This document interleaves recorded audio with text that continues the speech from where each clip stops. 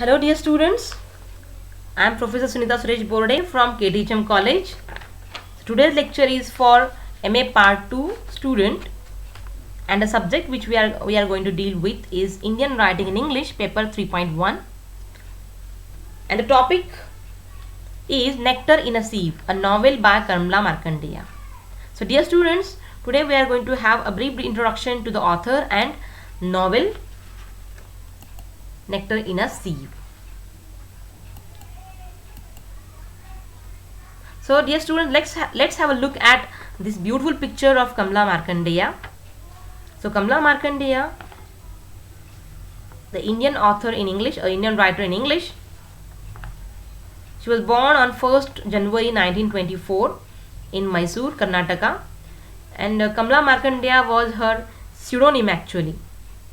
Okay, her original name is Kamla Purnaiah Taylor. She was an Indian novelist and journalist.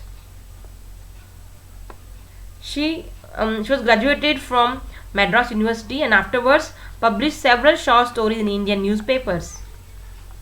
When India declared its independence, Kamla Markandeya moved to Britain, though she still labelled herself an Indian expatriate long afterwards. When she moved to Britain and started living there, she falls in love with a British journalist named Bernard Taylor, and she got married with him. Then she becomes Kamla Purnaiah Taylor. Markandeya studied at the University of Madras and worked as journalist. So Kamla Markandeya was known for writing about culture clash between Indian urban and rural societies. Her first published novel was Nectar in a Sieve, which was published in 1954 and was a bestseller and cited as an American Library Association notable book in 1955. Now we'll have a look at her other major work. So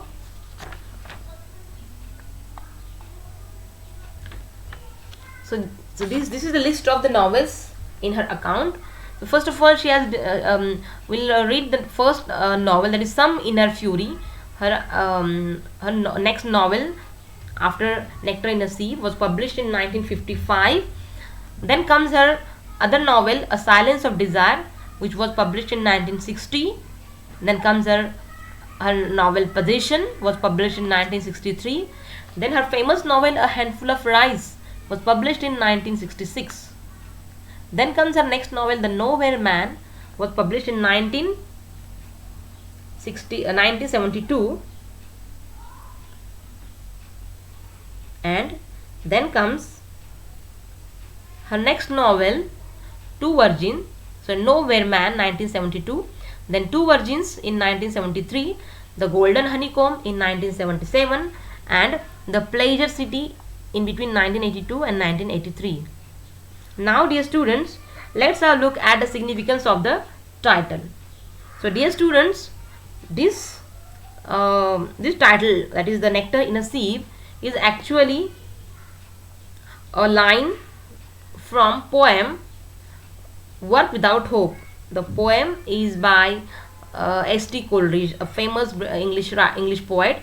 S.T. Coleridge, a famous English romantic poet, S.T. Coleridge, who has published lyrical ballad, okay, with William Wordsworth, okay, which becomes milestone in beginning of romantic age in England.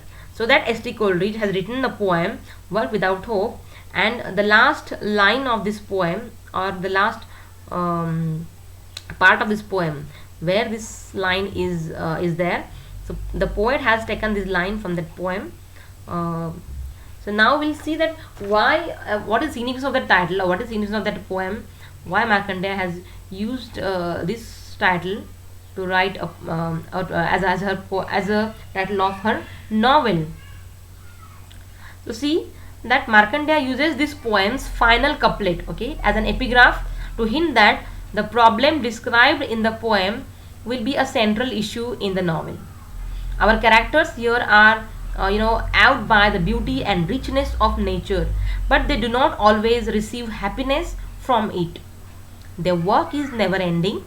Unlike the poem's speaker, however, the characters in Nectar in a Sieve are constantly at work, but their work only provides enough to survive and not to celebrate. We learn throughout the novel that survival itself is never a certainty. So Markandeya's use of the poem in Nectar in a Sieve is ambiguous. The epigraph puts forth but does not answer the question of whether the characters actually have hope. The preceding parts of the poem, which Markandeya deliberately leaves out, make it clear that Coleridge's speaker is hopeless, and Markandeya, however, gives no such certainty about her characters. So see here, Rukmini or Nathan, the central figure in the novel, and the other characters might have an object for their hope, and their work might not be in vain. If they work in vain, then their doom is certain. If they work towards survival or spiritual redemption, then their effort becomes meaningful. So thus the epigraph or this line captures the central tension of the novel. The beginning and end of the book never explicitly tell us whether Rukmini and her family suffer in vain or what, but the characters of the book identify with the idea that work without hope is like, a nectar draining from a sieve. So hope is here very is important here, and if you work with hope is like, that is like nectar, you are collecting nectar, but work without hope is like draining that nectar from a sieve. It is up to the reader, okay, though, to decide whether these characters are actually working without hope. If the characters are buoyed by their hope and work, they may get to enjoy the nectar of life before it slips away. So it's up to the reader whether to enjoy this nectar, or let drain this nectar without hope. Now it's up to the reader. That's why the poet has that's why Kamla Markandeya has aptly has chosen this title, or has extracted this title from S.T. Coleridge's poem Work Without Hope. And the characters here in this novel, they also suffer crushing poverty. You know that nectar, how nectar comes out. So after behind nectar, there is a lot of work of, honeybees. Okay, like there are a lot of work. So the characters here in this novel also, they suffer crushing poverty. They are stripped of their dignity, hope, and at times their very lives in the face of huge global changes that have left them behind. And reading this book can help you learn what it's like to face the day in and day out struggle for your very survival. So so this story, this story here, this story, the story of Nectar in a Sieve, the novel, here we'll find that we are here to tell, you will find here that this story is like anybody's story. Okay, this book is a great reminder that no matter where we may be or from where we are, but the quest for survival is a driving force in all of us.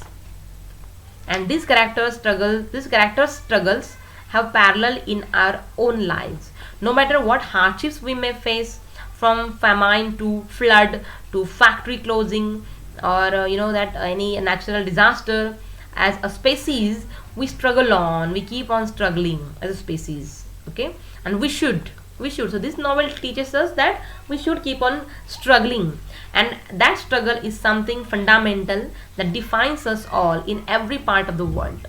So dear students, go ahead, dive into Nectar in a Sieve, and you just might recognize a small part of yourself in that. So read this novel, and in the next lecture we will see the detailed analysis of the novel. So till then, goodbye, and keep reading the novel, so that in the next lecture we'll discuss the novel in detail. So thank you very much for today.